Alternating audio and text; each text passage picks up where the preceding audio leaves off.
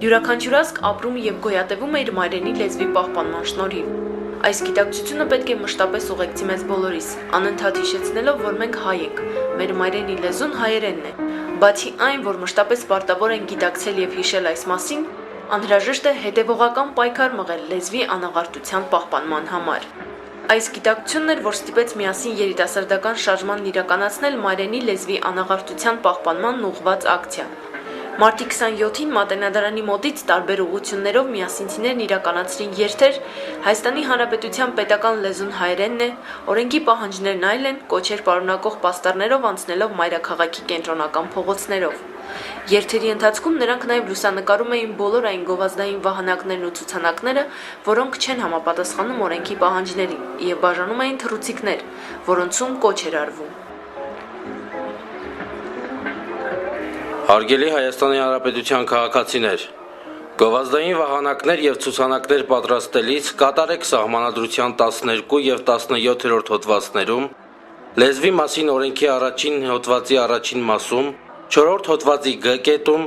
գովազդի մասին օրենքի 5-րդ հոդվածում ամրագրված պահանջները։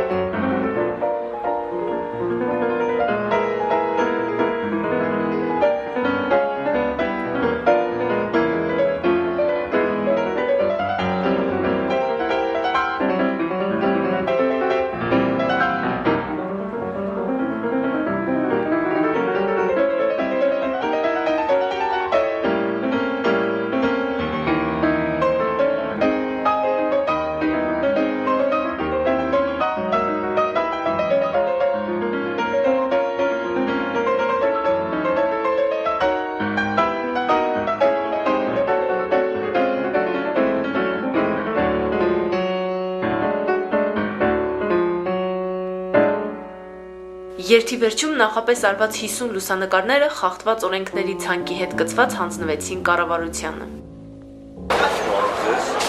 Արչախոտին